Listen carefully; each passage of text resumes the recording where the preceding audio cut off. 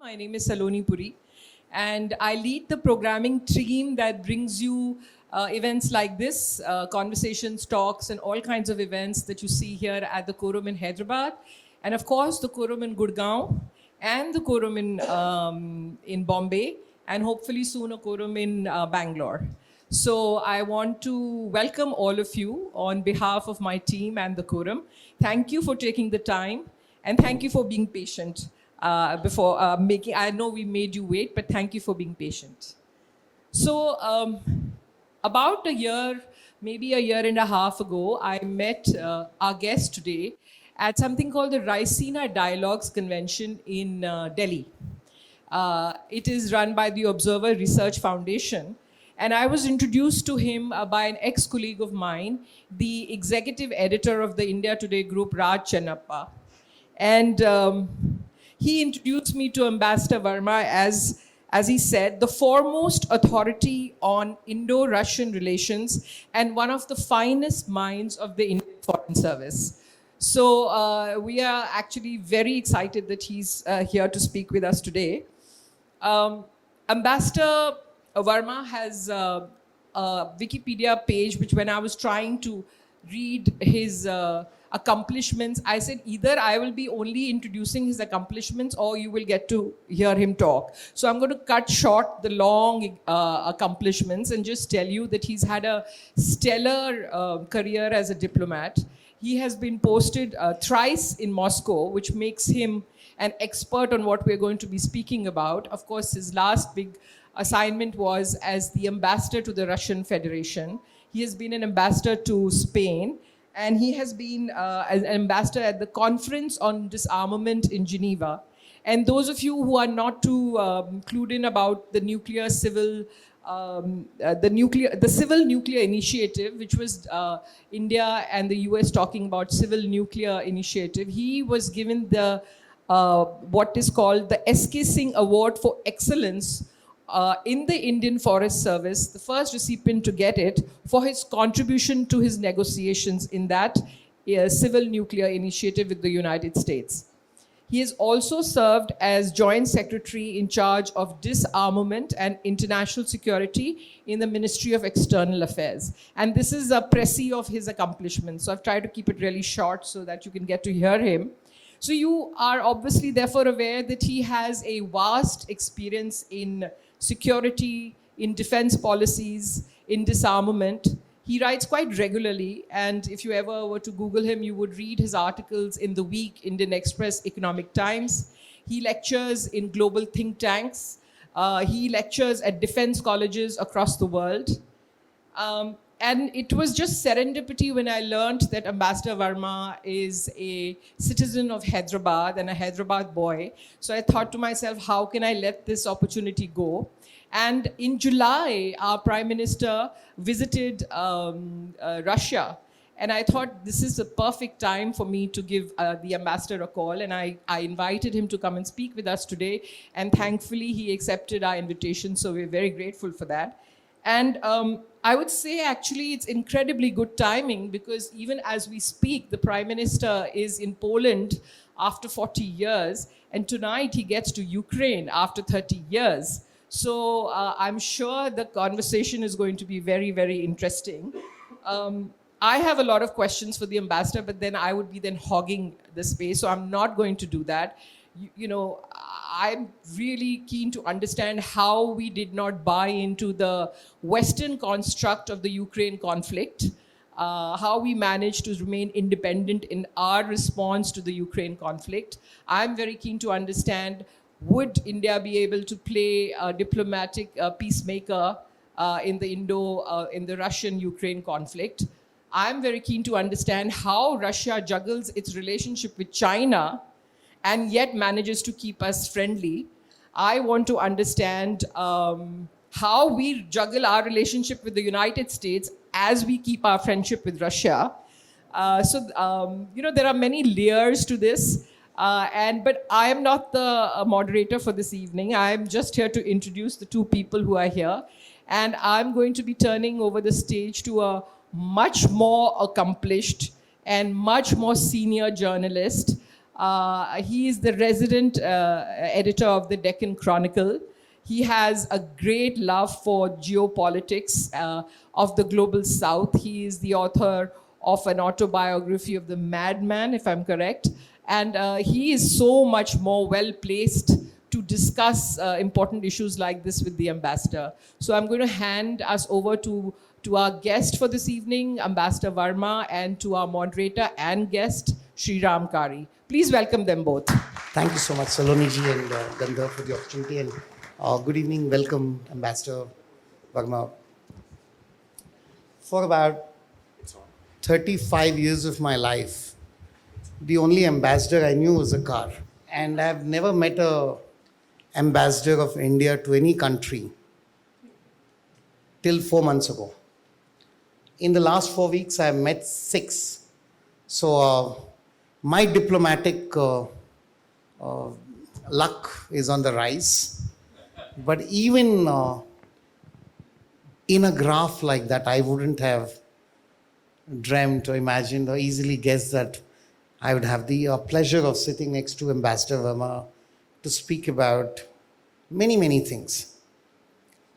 But before I do that, I want to understand if my understanding of Indians and their interest in world affairs is right or wrong. So I want to ask all of you a question. How many countries are there in the world? Just shoot a number loudly, whatever you feel. Yeah, go ahead, tell me. 100 and 192. Whoa, anybody else? 225, 384. Oh, you Googled it. Oh, okay. So 195 odd countries on this planet. Which continent has the maximum number of countries? Asia? Anybody else? Any guesses? This looks like a class 5 geography class to get going. I won't embarrass you for long. Africa has the maximum number of countries, not Asia. Have you heard of a country named Reunion? Anybody can guess the capital of a country called Reunion? If you believe me that there's a country called Reunion. Do you think you can guess the country whose capital is named Bandar Seri Bhagwan? Anyway, this is classically the kind of worldview of the planet we live in. And this is the kind of domestic political context that gets created, out of which come people who represent us on world stage. So I'll begin asking you a home question before we go take an imaginary flight to the mysterious Moscow or the majestic Washington, D.C. or go to Beijing in between, etc. But you are a delightfully true-blooded Hyderabadi. Hyderabad Public School, Nizam College. I was saying that to him before the session and he added, and I read Deccan Chronicle. So my day is made. Those are the 3 traits, along with the Irani chai, of course. How was Hyderabad 50 years ago? How much has it changed today? Just a little home thought before we take off. Well, first of all, Saloni, thank you so much for inviting me with this wonderful gathering today. Delighted to be here, and so thank you very much for moderating this session. Hyderabad was always a city that was not content with its original inhabitants. It was cosmopolitan from the word go, and Hyderabad became the magnet of its new life when it became the capital of Andhra Pradesh. But Hyderabad, very few people would know, is still listed on the agenda of the UN Security Council. It's a dormant agenda item, almost dead. I would say it's dead. It's still there. Because the incorporation of the Hyderabad state under Nizam into the Indian Union, everybody talks about Kashmir, which is still contentious in a sense, but it's improved over a period of time. But people forget that if we had made mistakes on the incorporation of Hyderabad, the Union of India would never have been complete. That's number one. Number two, there was always an external dimension of Hyderabad because Hyderabad's influence extended into Madras. The, the film industry was linked there. It was also extended into Marathwada, Nagpur, uh, the best son of the Telugu soil, Narasimha Rao, was a part Telugu, part Marathi person. We still influence a lot of districts in Karnataka. Our footprint is always much larger than it is. But I think the great transformation of Hyderabad into an international mindset comes with Chandrababu Naidu, whose immense contribution to this state and this city is recognized by all.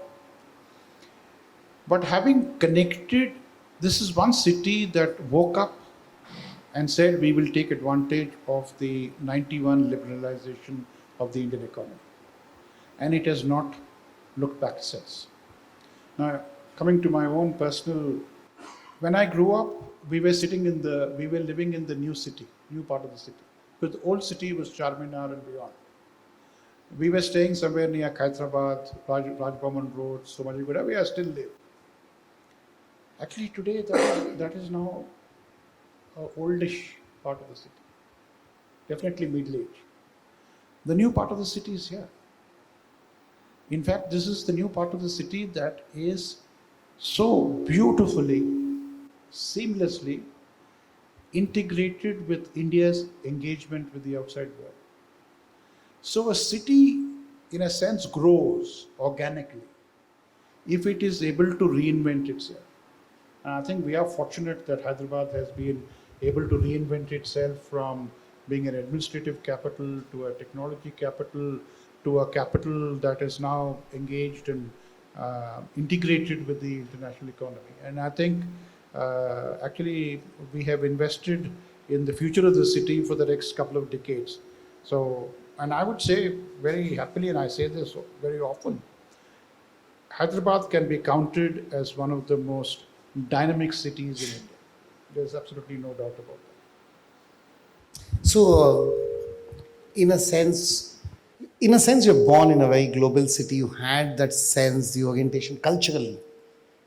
At what point of time did the foreign service beckon? Did you think you'll be a diplomat? Was it a goal? Did it happen by chance? And as part of it, did you pick Russian or did Russian and Russia pick you and became a compulsory language in the academy?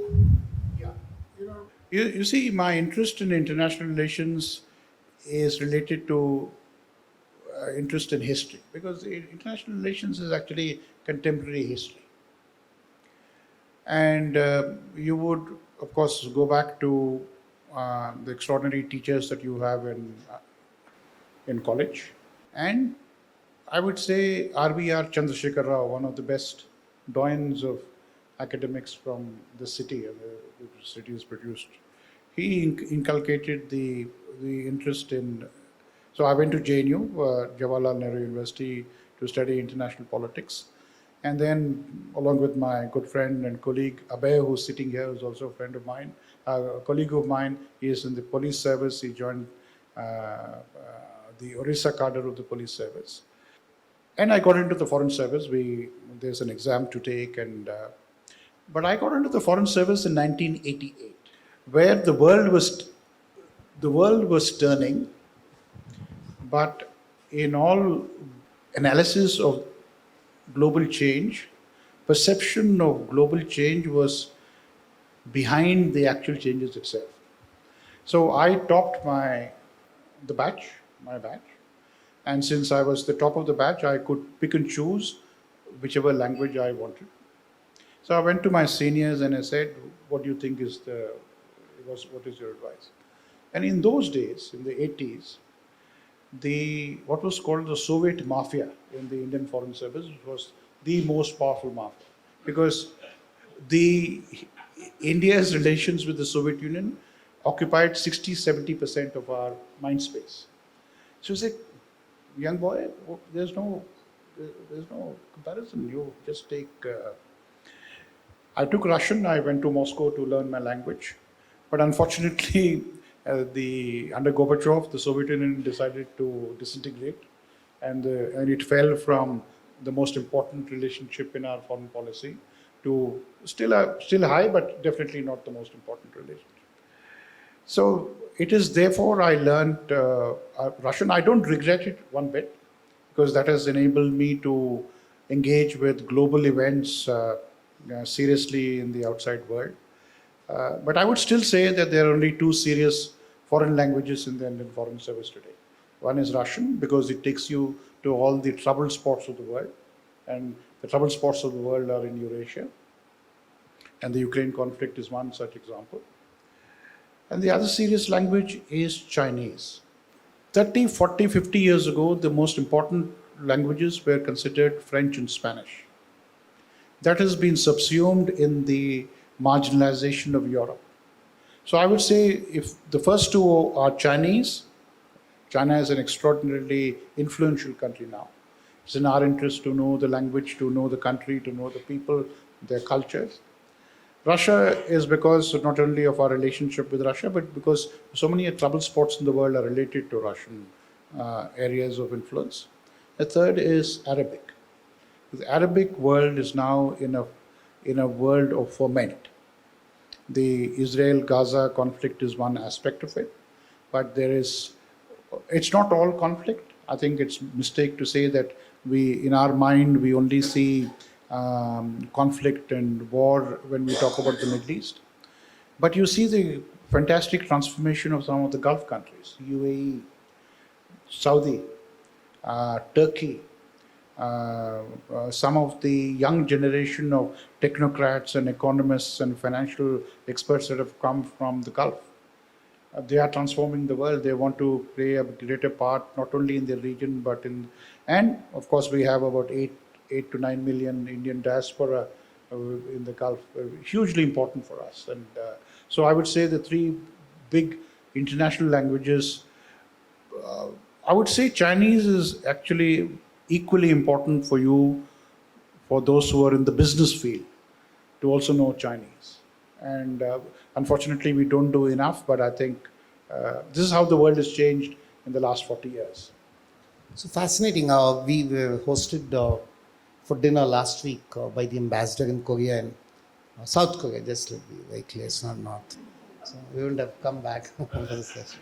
But I was speaking to some of these young diplomats, two of them on the first posting. They've served in Delhi and this is the first posting. And I asked them, so what are the 5 top dream destinations in your career? So I'll share it with you. It's just view of some of the young foreign officers working right now, which is a very different worldview from the time he spoke of how Russia occupied 3/4 of your mind space. It's still very interesting. They still said US, Russia, understandable. Pakistan, perhaps understandable. China, and fifth, which surprised me, and I'm sure it'll surprise you, England. For some reason, people still think you should serve in London. Maybe it's just the lure of the India House there or whatever. But these are the 5 countries that. So I would now like you to give us a perspective. And before that, I'll take their perspective just for you to give a sense of the house. So I'll just ask you a few questions. If you agree with it, you can raise your hand. Otherwise, just ignore. How many of you think Russia is the most important friend we have on planet Earth? How many of you believe Russia is our best friend? Okay, fairly important. Okay. How many of you think America could be our best friend or is our best friend? I can't vote too many. I mean, this is, you're being a little disloyal. How many of you think there are no permanent friendships in foreign policy? That's a pretty Bismarck, no altruism among nation kind of line. I want to ask you, how many of you think, and now you have to choose, I'll give you a few countries' names and you can choose between hostile and neutral. Pakistan, hostile or neutral? According to you, is Pakistan a country that's hostile to us or neutral to us? China, hostile, neutral. Turkey, okay, very interesting. Maldives, I thought you'll say, is it a country? Sorry. So to give it back to you, when you see it, unlike us commoners, we just read a few pieces of news here and there. We check on a country. Most often Indians check if they have to travel. Otherwise, that's the first introduction. You read how much is their currency worth and where do you get Indian food in this new country we are going to. That's kind of the extent we want to know a country. When people like you try to look at the globe, give us a sense of what is the real status of the relationships between India and Russia, India and America, and then we'll come to China, Pakistan, and then how is there a continuity from the non-aligned viewpoint of Nehru to right down till now, how we handle the Ukraine issue, and then we'll get to Israel, Palestine, etc. So according to your diplomatic reading, how do you characterize the current state of Indo-Russian relationship and Indo-American relationship? Well, in international relations, friendship is always a product. It is never the cause. If you have good productive relations, the result is friendship. We normally make a mistake by thinking that because you have friendship, you have good productive relations. In international relations, it never works that way. I think the reason why India and Russia have had productive relations is the following. And it is quite a remarkable relationship because this has lasted over 60, 70 years. And it's very rare in international politics where you have the waves which go in very long. Normally, waves are like this in international relations. But with Russia, it's been fairly. Firstly, I think it helps that we don't have a common border. If you have common borders, it always is a source of some trouble. So we've avoided that. Secondly, the Russians' international situation was never number one. Even when the Soviet Union was there, they were never the first most powerful country in the world. They were very powerful at certain stage in their thing, but they were never number one. The number one in our independent existence has always been the United States of America. Simple fact of international politics. The stronger the power, the greater its demands. The weaker the power, the ability of that weaker power to make demands on you is less. So therefore, I think that gives us an insight into when we engage with the United States and when we engage with Russia, the sort of demands the United States makes on you is different from the sort of demands that the Russians make on you. Not because they are inherently good or bad, because of their own power equation, where they stand in life. So, for example, the United States of America said, people forget that Nehru's first big international visit was to the United States in 1949. Nehru didn't even go to the Soviet Union until 1955. Vijayalakshmi Pandit, the first Indian ambassador to the Soviet Union, went to the Soviet Union. Stalin didn't even meet her.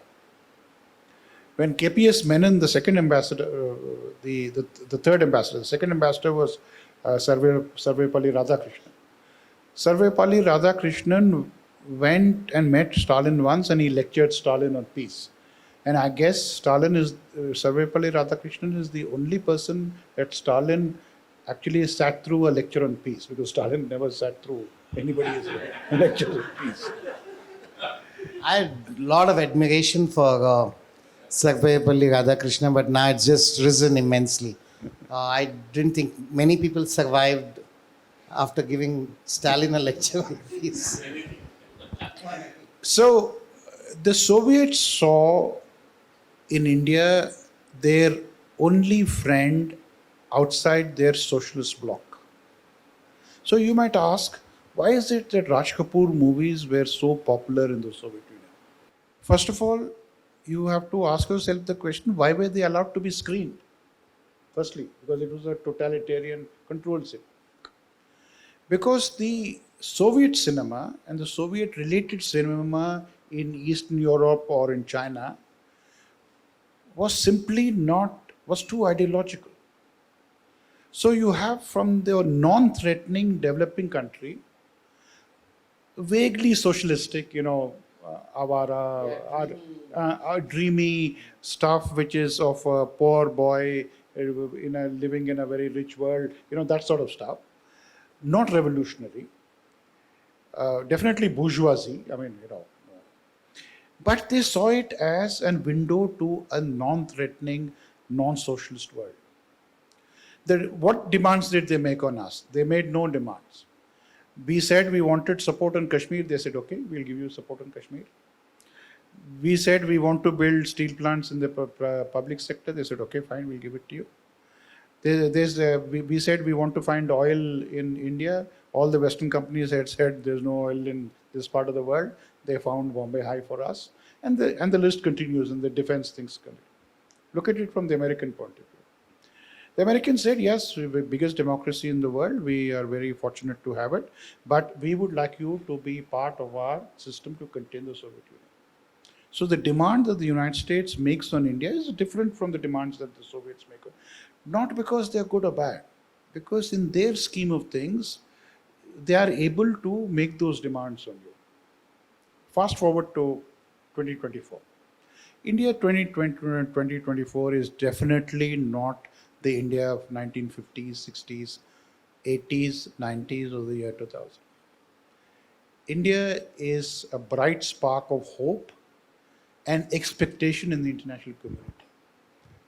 What are the matrices of national power? Political stability, we are doing very good at political stability. Macroeconomic fundamentals, we are doing fairly good. In fact, very good. If we can do much better, but we are doing very well. We are now one of the strongest, the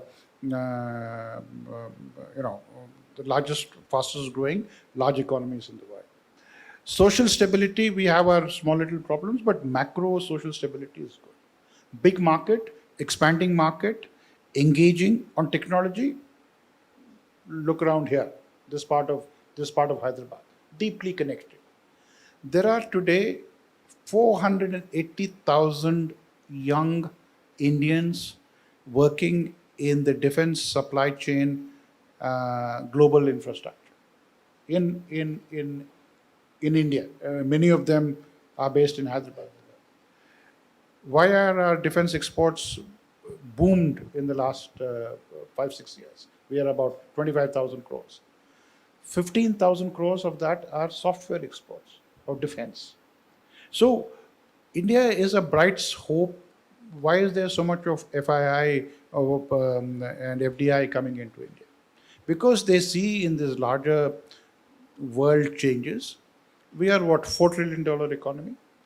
We will by 2027 we'll become, say, 5 trillion, the third largest economy. We'll become the third largest economy, and we will remain, I think, forever the third largest economy. So it is both the strength and the weakness of India. So how would the United States and Russia see it? The Russian economy today is 2 trillion. They are almost half of us, a little more than half of us. The United States is still the largest economy in the world, will continue to be a large economy. But in terms of geopolitics, they see India as a very, very bright spark. So for their point of view, India has risen in its utility, in power equation, and what India can do for the United States. Similarly, it is for Russia. So therefore, the Russians say, if India is improving its relations with the United States, there is no way that Russia can stop that. And in fact, if India is strengthened by its engagement with the United States, it is in Russia's interest to have an independent, strong India, because that also adds to multipolar Asia to deal with China. So everybody is now concerned with these two big facts of life, which is that China has now emerged as a global player. United States and China will be either number one or number two for the next 30, 40 years. The big question is, who will be number three? We will be number three. India will be number three in power equation terms. But it is in the interest of both Russia, United States, And I would actually go even to say with China. China will also realize that India is too big to be confronted directly, and nor is it too small to be ignored. So we are in this transition period. Now, how we utilize this new matrix in which India is placed depends on our diplomacy, depends on what we want to do, and fundamentally it depends on our domestic national strength. Because diplomacy, much as we would like to project India in the best manner possible, the best projection of India is actually related to what we can do domestically in terms of your economy, in terms of your technology, in terms of our young workforce, in terms of our defense capabilities. That is the real message. I mean, diplomats can package it and put it in a way. So I think we are, to answer your question, I think we are in a very important inflection point. And I would say on a category of 10, we are, I would say, around 6. We should be around 8, but definitely we are not 4 or 3. So that's where I would. So you touched a very raw emotional nerve in me when you said India will be third largest economy, give or take 4 to 5 years, or give or take a year or two there, and but it'll remain there. This is very much like my academic standing, you know. I told my parents, come what, I'll never come second or first in class. It's nice to feel I'm such a quintessential Indian. What I'd like to understand from you is, minus of the fact that we have a common border, we have 62, 67, Arunachal, Sikkim. Why did India fail with China, if you see the last 70 years as a big picture, as opposed to Russia or any other country? Pakistan, I can understand, we'll discuss this a little later, but what could have been done differently, or in any case, going forward, will there be, most people said it's semi-hostile countries. It's not the best friend, it's not the worst enemy, it keeps selling us a lot of stuff, but we have to buy from them, no option. It's a kind of complicated relationship. What did we miss in China? You see, the easy answer is to say that we misjudged China in the 1950s and the 60s, and we are paying for those mistakes. I mean, that is the easy and a very popular answer, and in recent years, I think it's people also tend to personalize the blame on Nehru and things like that. Yeah. So I guess there is an element of truth there, but that is definitely not the full picture. Let us compare by the late 1940s, when we became independent and China became communist in 1949. Let us compare our situations in a sense. India awoke to freedom and awoke to democracy after essentially a peaceful transition in power. If you set aside the horrors of partition, where we paid a lot of thing in blood, and essentially a peaceful transition in power, which in another way said there was no military mobilization in our country. We didn't fight the British away. We politically mobilized the British away. Huh? And the British, for their own reasons of, again, power calculations, sort of exited India. China of 1949 was the result of 30 years of war. Firstly against the Japanese, then the Civil War, then the Second World War, and then the Civil War. So in 1949, when India was reducing its British Indian Army from, you see, we had about 5 million men in arms by the end of the Second World War. We had come to about 500,000 people by the end of the 1940s. We couldn't afford more people. We were, in a sense, quite hamstrung in our response to the Pakistan incursions in Kashmir. And we were a country devastated by the partition. We were a country that was integrating all the princely states, were all coming together. And we were a desperately poor country. I mean, 50 years of 0 or 1% growth under the British for the last 50 years. We had almost, we couldn't do anything else. The only thing that we could have done is to have joined a military alliance. At that stage, it could have been only with the United States. Now, how we could have joined a military alliance having just become independent is a question that can be asked, but it can be very easily answered. It was completely the wrong choice. Now, look at the Chinese. When the Chinese invaded Tibet, and they did it slowly and surreptitiously, because I think Vijay Gokhale's book details that very well, where the Chinese hid their real intentions. And the very well argued book in Vijay Gokhale's argument is, we should have given up our claim to Tibet only after delimiting the border. I think it's a fair point. We didn't do that. I think we made some tactical mistakes. However, there was absolutely no comparison in the military strength of India and China. China had 1 million strong mobilized force, and which also fought in Korea. So in terms of military capacities for us to fight in Tibet was just not possible. So which is rarely answered in our discourse on China. Then our confrontation between the 60s, 70s, and 80s began. And the second mistake we saw was their earlier engagement with globalization and our later engagement with globalization. China had a lead time of almost a decade, right? So by the time we started globalization in early 90s, China was already on the takeoff mode. We started our takeoff mode in the 2003, 2004 to 2010, the late Vajpayee years and the two Manmohan Singh years, is when our economy took off. The Chinese economy was already airborne. The third mistake we made, in retrospect, is we miscalculated the power divergence that started emerging between India and China. You see, from the 80s onwards, India and China were mirroring each other. There was not much of a difference. China was a little ahead, but there was not much of a difference in GDP, the amount of money they spent on defense. The big change came about in 2008. Very big change, where the Chinese were able to take on the financial crisis, which began in the United States.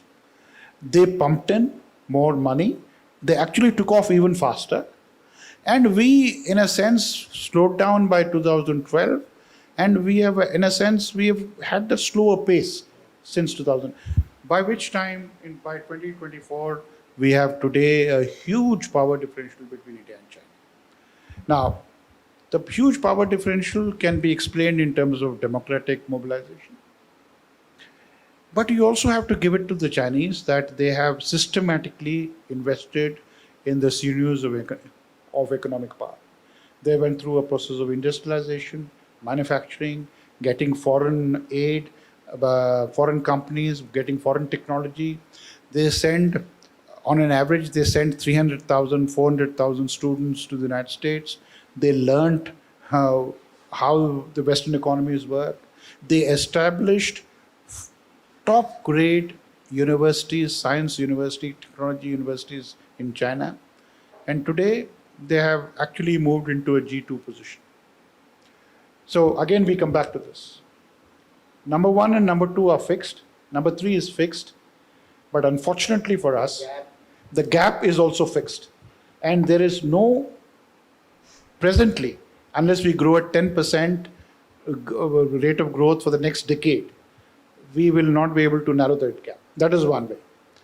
The other way is that there is some unanticipated catastrophic thing in the United States economy, which I don't, it's very hard to believe that, because the United States is one of the most inventive countries in the world. It will continue to remain so for the future. China, everybody says the Chinese Communist Party will collapse and China will collapse. With that, we've been asking, waiting for it for the last 30 years. It's not happened. And I don't think it's a good presumption to keep. It happens, it's good, but it's not a good assumption to base your policy on. So this 2 + 1 power equation in the world is going to be a reality that our economy, our defense policy, and our foreign policy will have to contend with. So a couple of last questions, then I'll open it up for all of you to ask Ambassador Verma your questions. I'll give you the brief on how we'll go about the session when we get closer. But just that you'll only ask questions and nothing else. So get to that in a minute. So a couple of last thoughts and questions I have. One thing I've looked at very interestingly was that as the West tried to arm twist India in the context of the Russia-Ukraine confrontation or war, India stood on a particular point saying, we will not let Europe project its problems as the world's problems. We will stand with Russia, we'll deal with Russia while continuing to do. How tricky is this kind of a challenge for diplomacy, and how good has Indian diplomacy fared in handling this challenge? Yeah, I think that's a good question, and I think we were put to a stress test, and I think Indian diplomacy has come out rather well, I would say. The first stress test is that your good partner, long-standing friend and partner, has gotten into this situation of invading another country. And the principles of sovereignty and territorial integrity have been violated. There's no doubt about that. We would rather that the Russians had not done it, because one measure of a great power is that if you need to discipline your neighbors, it is not your indication of your power if you have to discipline them through your use of military force. A great power disciplines its neighbors short of military force. So actually, when you use military force, it shows that you have already exhausted your other instruments of power. I mean, that applies to us in our neighborhood as well. We should never be in a position where you need to discipline your own neighbors by using military force. Short of that, you should. So that is the first point. Second point is that we have not accepted the Western narrative on this issue, that this is a fight between democracy and autocracy, that it was an unprovoked aggression, that Russia is the only party to be blamed for this. It's been a brutal Russian invasion. And on all these three counts, I think we've kept our counsel. It was not an unprovoked aggression. There was a history of Ukraine and Russia dealing with each other for the last 20 years. There were also 8 years of the Minsk agreements where peaceful settlement could have been possible. There were also occasions where the Russians were ready to do a deal with. But here, while we don't accept the Western definition of the conflict, we are also worried about its consequences. And what are the fundamental worry that we have about the consequences in Russia will finally prevail in Ukraine, just because it is a larger country and the war of attrition will gradually give Russia the advantage, though despite the recent incursion into the Kursk area, where the Russians have been taken by surprise, and this war has produced a number of surprises. But the fact is that Russia definitely is on the back foot. One of our big partners is on the back foot. It has also led to a collapse of European security. Now, European security is fundamental to American global interests. So the United States, in a sense, has got recommitted to Europe, has expanded NATO, is putting more money. It is recommitted to European security, but it is also now greatly distracted. So our second big partner, which is the United States of America, is now stuck in a conflict that is stalemated conflict and is no easy end out. So both our big partners in our international sphere, Russia and the United States, for different reasons are caught in an unyielding conflict, which actually gives the geopolitical advantage to China. And we are now seeing the consequences of this conflict, because Russia is on the back foot, the United States is overextended, and if you take into account Middle East, it's even more overextended. And China is in a position to play around and pick and choose how it plays on this triangular relationship between Russia and the United States. And the Russians are aware of it because the West has been so hostile to Russia.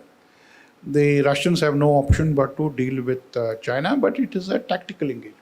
It's a tactical convergence. But the Russians are also aware that if there is a closeness in the Russia-China thing, beyond a point, India would see it as a. So I think Prime Minister's visit to Ukraine that is going to happen soon. I mean, he's going to Poland today and he'll be in Ukraine tomorrow. I think is intended to see how India can step into this issue in a way of easing the predicament that both Russia and the United States are faced with. Ukraine, of course, is the partner and has to be a partner in this. So quicker a peace settlement takes place, the quicker will Russia be able to recover from the conflict, and more importantly, the United States get less distracted by affairs in Europe, because we would like the United States to be more engaged in what we call the Indo-Pacific. So he called this line, I think, from the yes Prime Minister, hacker's line, and this is the Cabinet Secretary reflecting, saying, he says, one meeting between two heads of state can destroy 2 good years of diplomatic work. I mean, that's just a reflection that 2 prime ministers or president meet, all the good work done by the diplomats for years gets, and you have to restart again. In this context, I want to ask you, how would you rate different prime ministers from Nehru to Modi only in the context of their worldview and their handling of foreign affairs and relationships? You see, I think we've been fortunate because many of our prime ministers, perhaps not all prime ministers, many of our prime ministers have had a very good sense of India's position in the world. And there's been a remarkable consistency in the fact that all prime ministers, I would say even Mr. Deve Gowda, because somehow people think that Mr. Deve Gowda was a transitional prime minister who was there in a very brief period. Let's not forget that Deve Gowda was the time when we said we will not sign the CTBT. Because if we had signed the CTBT during Deve Gowda's time, we would have not been able to do the 98 tests. So even Mr. Deve Gowda contributed to this. But I think Nehru, Indira Gandhi definitely, 100%. I mean, an extraordinary contribution, very fine sense of Mr. Narasimha Rao, definitely. Mr. Manmohan Singh, who did the India-US nuclear deal, which actually catapulted India into a different category because it removed one of the big obstacles to India's engagement with the international community was the fact that we had nuclear weapons, but we were outside the NPT. And this was very difficult to, this was a square that could not be put into, a circle that could not be put into a square peg. But we did it. Which was an extraordinary achievement of the India-US nuclear deal. And Prime Minister Modi's very energetic engagement with global power politics. In a sense, we have gone back to our old tradition of not hesitating to engage at the global level. So the G20, I think, was an extraordinary success because finally the G20 was successful not because we had 100 pages of common text, but we had 6-7 paragraphs on the Ukraine. And that still continues to be the only consensus document among the big powers on Ukraine. So I think it's both a measure of our diplomatic skill, number one, but also the measure of India's diplomatic weight in the international community. So countries that came to Delhi said, let's not unnecessarily irritate India. Let us give India a success of the G20. And therefore, we cannot get the full, because between the G7 and the Russian and the Chinese position in Ukraine, there was absolutely no meeting ground. So, but this is a process in transition. Now, does the United States put pressure on us? Obviously, they put pressure on us. But the better you are able to take on the pressure, actually is an investment of the assurance of cooperation. That is how international politics works. If you buckle under pressure, you will get less cooperation. So the more you stand up, the more you get. more begets more. This sounds like a wife and husband fight pretty much. But anyway, no, seriously. A couple of my favorite diplomatic quotes. One thing I love about diplomats is they say that if he says yes, he means maybe. If he or she says maybe, they mean no. And if they say no, they are not a diplomat. So, in this context, I want you to take us a little personally, directly into these power corridors. When you talk to a Russian diplomat versus to an American diplomat, and you have done a good, significant chunk of work in the. Incidentally, I think we should at this stage give a big applause. I mean, they don't work for our applause directly in that sense, but very instrumental. Ambassador Verma, very instrumental working with Dr. Manmohan Singh ji in getting the nuclear deal. So you have done a lot of work, and this is a professional conflict. As a journalist, I'd like to get out more and more information. And as a diplomat, you would not like to tell us, but tell us some story about that time, something you've never revealed before. Let me tell you a story of refueling of Tarapur. The nuclear deal had still not been negotiated. It was going on, but we had not completed the negotiation. And the refueling of Tarapur 1 and 2 had come down to a matter of 6 weeks. We would have had to close down the thing. So Manmohan Singh approached Putin. I was there in that meeting. And he said, we have this problem. What do you think? You can help us find fuel or supply us fuel? He said, have you asked the Americans? Because it's an American supplied plant. The Americans told us, we will not give you piecemeal supplies. We will give you once the nuclear deal itself is concluded. And the Americans have given us fuel after the thing is concluded. So the first thing that you have to understand is that certain big powers will do certain things for you. There's certain big powers, there are certain things that they will not do for you. It is your assessment of what is possible is the key to diplomacy.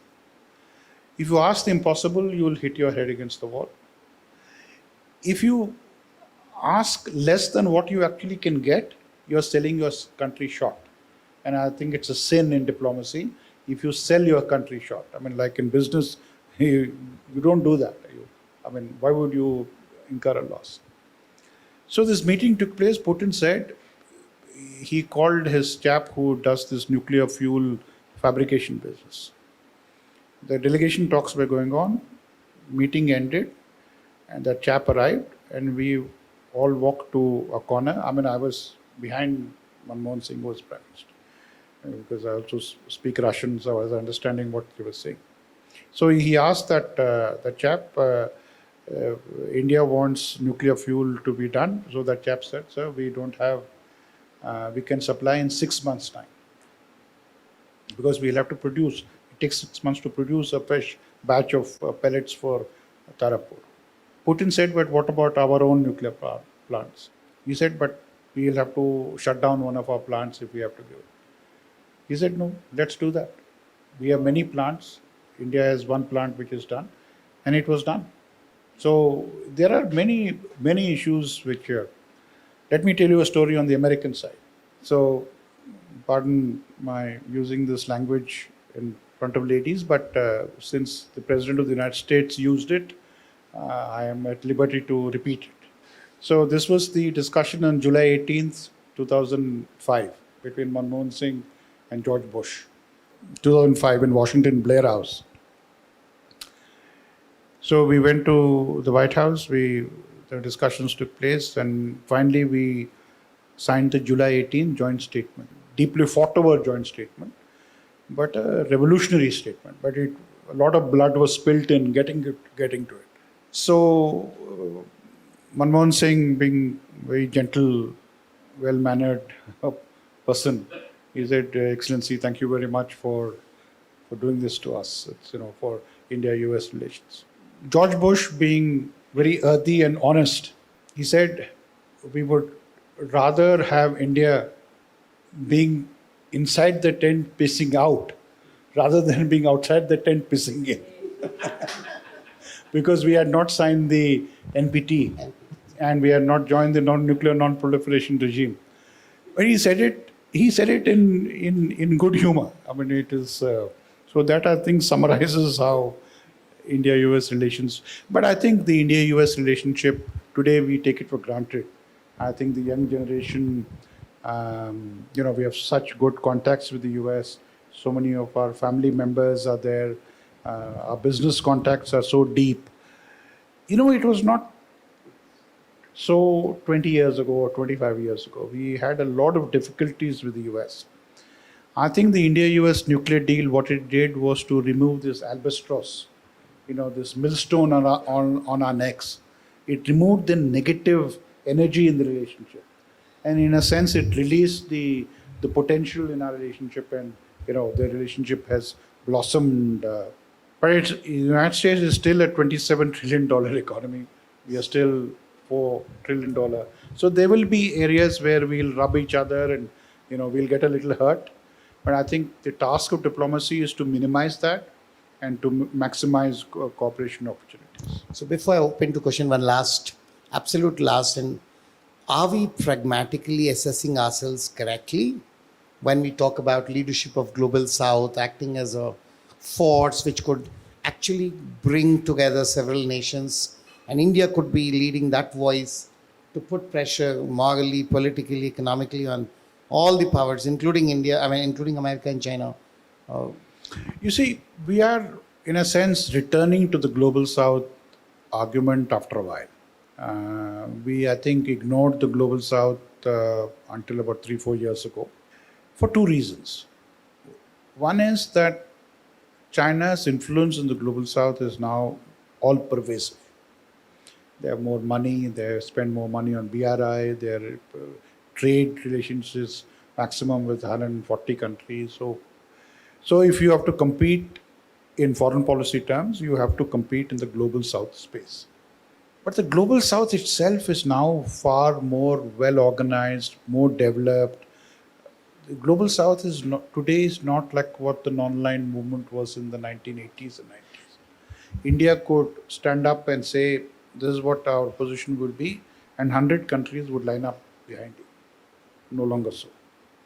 The Global South, they have very strong regional powers. In Africa, there is Nigeria, South Africa, Egypt. In Latin America, there is Brazil, Mexico, the Gulf, very strong mind of their own. The Saudis are global players, Qataris, the UAE people. You have Turkey, which is a huge regional power in that part of the world. Indonesia. So we have a lot of company. But I think there is still a lot of respect for what India can do and how India can articulate issues. However, we should not fall into the trap of being like a trade union leader of the Global South. Because we have a lot of interest in the Global North. So we are not interested in creating a confrontational position between the Global North and the Global South. Short of that, I think we want to be a bridge builder. I think Prime Minister Modi is. And there are certain areas where we have now unique capabilities. Climate change success. If India is a success, climate change is a success. UPI, absolute revolution in our country. What we can do with digital financial infrastructure.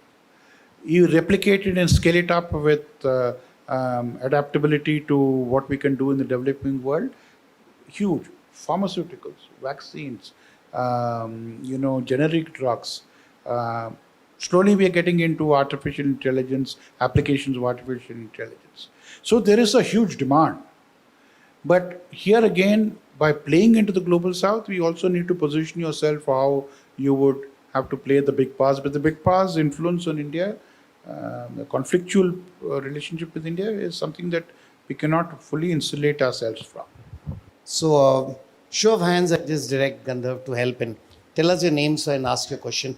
Question will not be a speech, will not be a summary, will not be a resume of yours in full. It'll just be a question, typically a single sentence ending with a question mark, sir. All yours. Which means 3 minutes for questions and 12 minutes for answers. Thank you. Thank you, sir.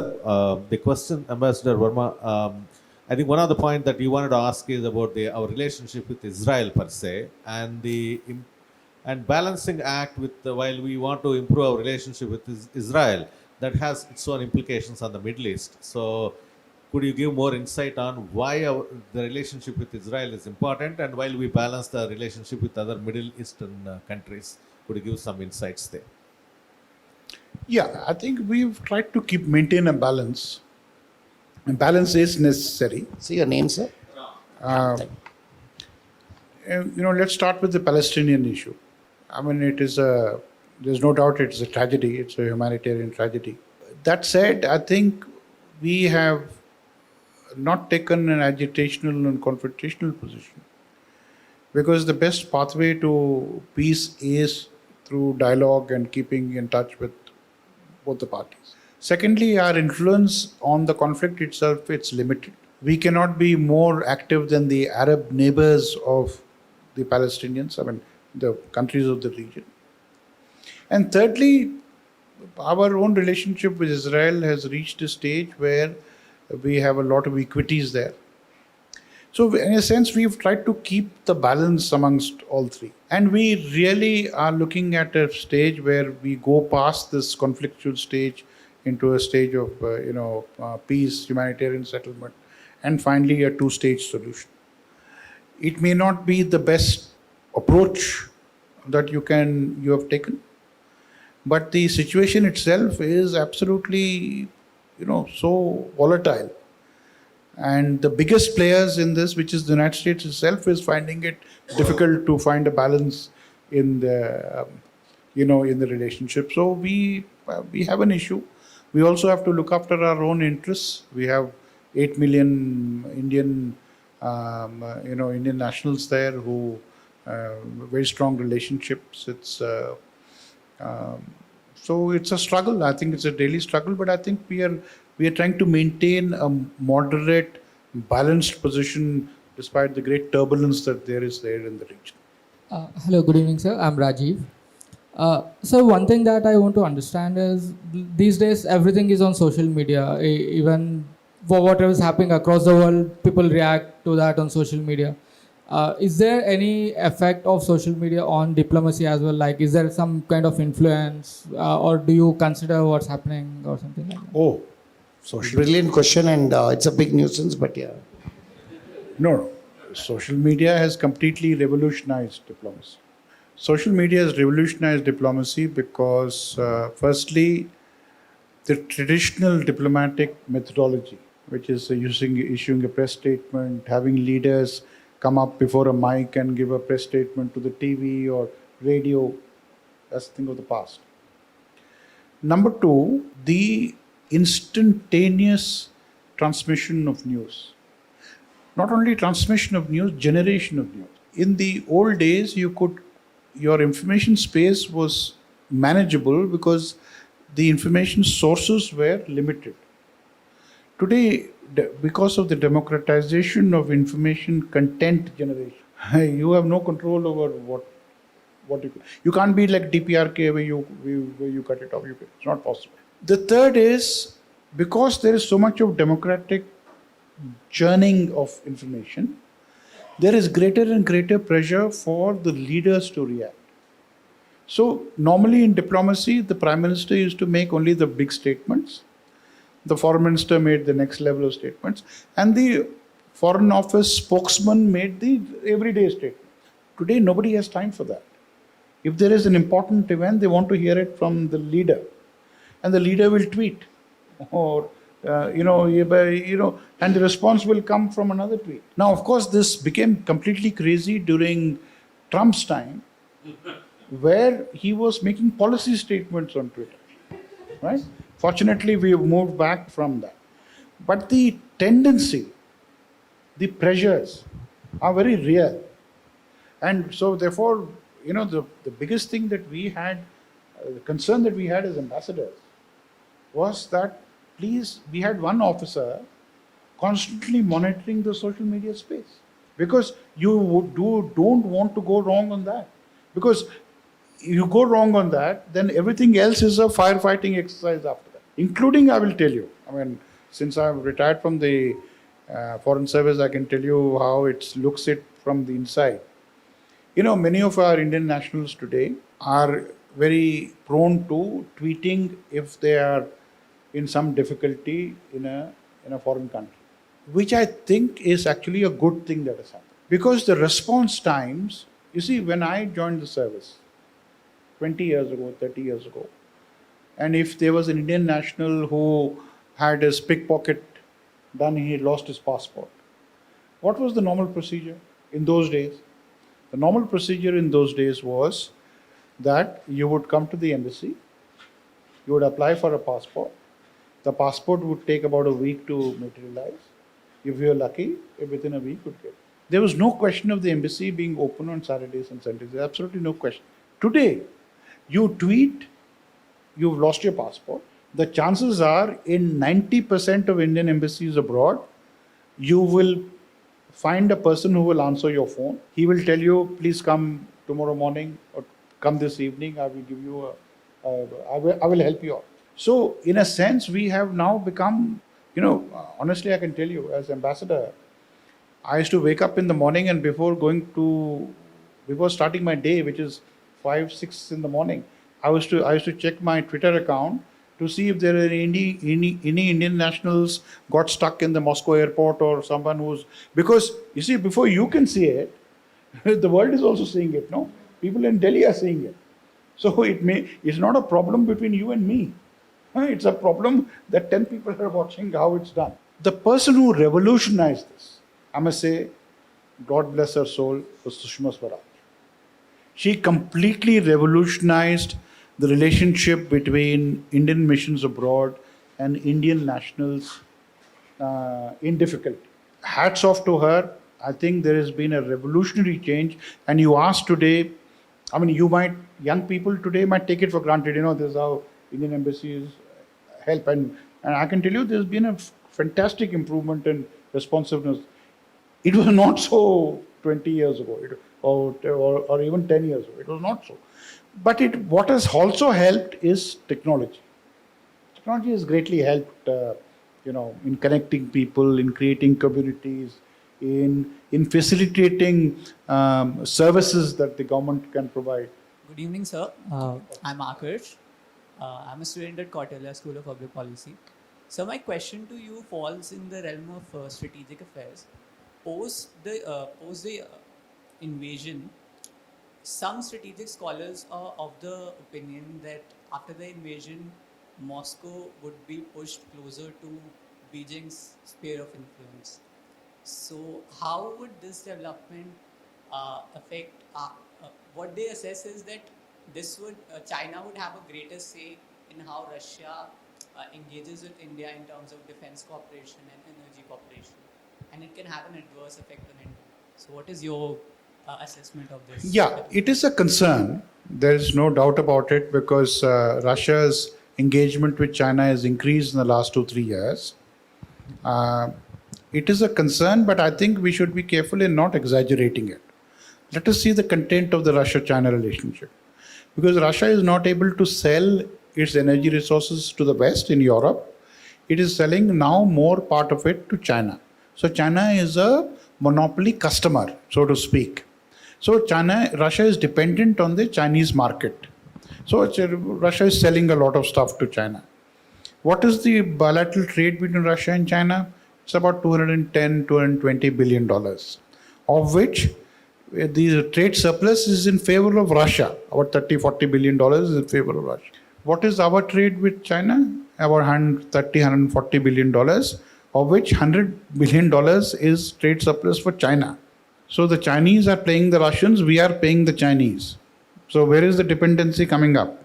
Okay? See the trade between United States and China. It's about $750 billion.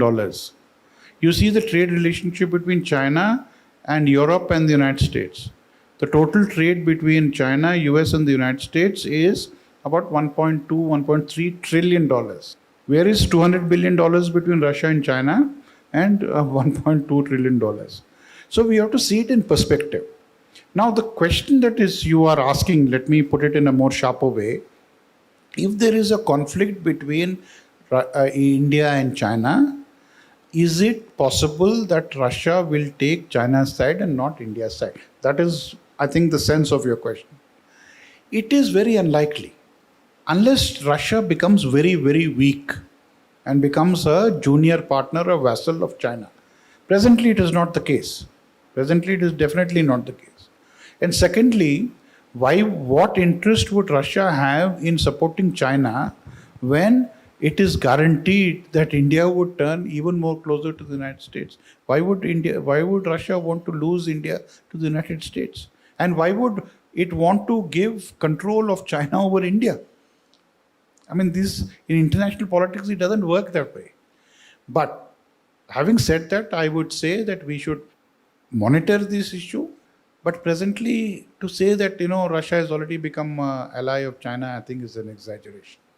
Hi, good evening. My name is Anirudh. I just wanted to know one question. So, will America actually want India to be number three? Will America actually want India to be a top three in the global economy? Because it is easier for America to actually control the top 3 and 4 spot if it was Japan or Germany. Easier to control them around than in India when it doesn't have complete control of. Yeah, India, see, the nature of international politics is such that the United States would like an economically strong India, but a politically weak India. It's natural.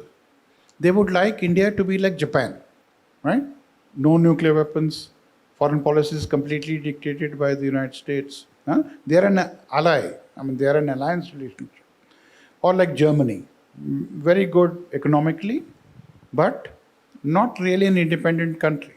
For us, that definitely is not the case. We would like to be an independent country. At the same time, we would like to be friends with the United States. We have nothing against the United States, provided the United States is able to give us that space, right? And this is a constant struggle. It's not just with the US. As we began this evening's conversation, that is the nature of big power politics. The Chinese would like India to grow. The Chinese are not against Indian economy. Are they scared of our Indian economy at $4 trillion when they are at $20 trillion? They're not scared. They want the Indian market. But they want a docile India, which we will not be, which cannot be. And similarly, that is true of Russia as well. But Russia is in no position to dictate to us. The difference is that we are dependent, except on defense, we are dependent on Russia. We are not dependent on Russia on anything else. We are dependent on the United States for our technology, for our markets, for our investments. Our NRIs live in the US. The Chinese, it's right next door. You can't ignore China. Many of our materials that come up for Indian development are best sourced from China. But then how do you balance this thing between the Chinese aggressiveness on our border? So we'll have to play both sides. Maintain your independence, but also develop by engaging with the big powers. I'm Professor Ramanamurthy. I teach economics in the University of Hyderabad. Since there's no time, I'll confine to one question. India was a moral power when it was a poor country. We stood with a lot of countries who were annexed, who were done injustice. With Palestinian cause, we always supported it. But then we liberalized. Is it Question, that sir. our economic interests have made us get away from that moral authority? Today, South Africa stood and then challenged it Sir. that we lost the moral authority in the course of becoming a power. Is it that how far it is? I know that as a realist, all international specialists are realists. They will only say that we'll see our national interests. But at the same time, in the long term, a certain moral authority also has to be balanced. Is it that we have lost it? As a private Indian citizen, I agree with you. I know from where you're coming and the point you're trying to make. But let me, as a professional, explain what it entails. You see, power is the key currency in international politics. But power can be pursued in a manner that creates greater acceptability. Everybody is fond of quoting Joseph Nye on soft power. And I think majority of people misunderstand what soft power is. Soft power is not a substitute for hard power. In fact, soft power is used to facilitate the acquisition and use of hard power. What making the inevitable seem effortless. That is the purpose of soft power. Power also has to be combined with purpose. So there is a certain middle class crass ethic that is crept into our foreign policy discourse, where we elevate pragmatism to the level of principle, forgetting sometimes that pragmatism actually is to be embedded in principle. You can't separate the two. Pragmatism is itself not principle. We tend to say that no, if we have to move from $3.5 trillion to $4 trillion, we have to do this, and therefore it is necessary, and there is no further justification for that. This world is also a world of values and norms, because values and norms also create their own power equation. So I would say, I think maybe there is a certain course correction that is necessary. India is capable of that, and I hope it happens in a way, because when we become a big power, our value as a big power will increase only when people think that we are not any other big power. We are big power in a very specific Indian way. So what is that Indian dimension you are bringing to your big power acquisition? I think that is something that we have to first answer and articulate. Because if you are a bully like China, then they would rather deal with China, which is much bigger bully, then why would they deal with you if you are a smaller bully? Thank you. Good evening, sir. My name is Pratik. I'm a student at Tata Institute of Social Sciences. So, sir, when recently PM Modi visited Russia, so one thing that made headlines was about not signing the Relos agreement, which we have signed with USA. But during the same time, USA ambassador to India, Eric Garcetti, made a statement like, no war is far away from India. So do you think that by such statement, USA is hinting about India or pressurizing about it, because Modi also missed the SCO meeting during the same time, but visited a powerful leader in India, in world, like the Vladimir Putin. So is USA still pressurizing India for not doing such things, because it is not fostering their areas of interest? So how, as an Indian or as a diplomat like you, who have been an India's ambassador to USA, look at this, because it's necessary to maintain a balance of powers between all the powerful think tanks and countries around the world. So, yeah. You see, the US ambassador is doing his job. That's the job of a diplomat. And what is the job of a diplomat? You influence the calculations of the country you are in your favor. He's doing that. I mean, but just because he's saying it doesn't mean that we will accept, or we will make our own calculations. So that is the meaning of strategic autonomy, that you engage with everyone, but you add up the power equation how best it suits your own interest. So just because he says, what is he saying?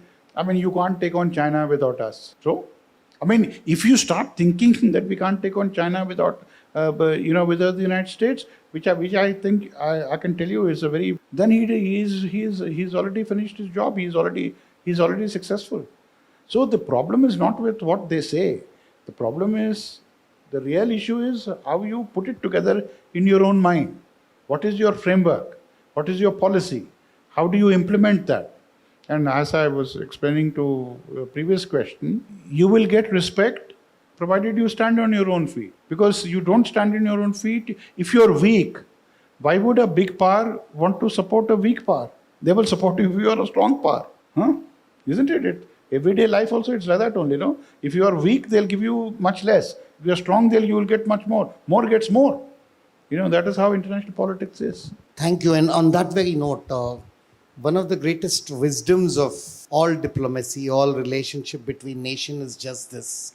If you're not at the table, you are on the menu. So what I would like to say, and the reason for all of you to give a standing ovation, not just for this conversation, but think about it for a minute.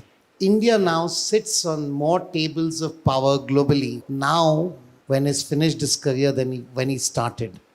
And in that sense, he and several other colleagues of his have added to India's power on the global stage. With that thought, thank you, Ambassador Verma.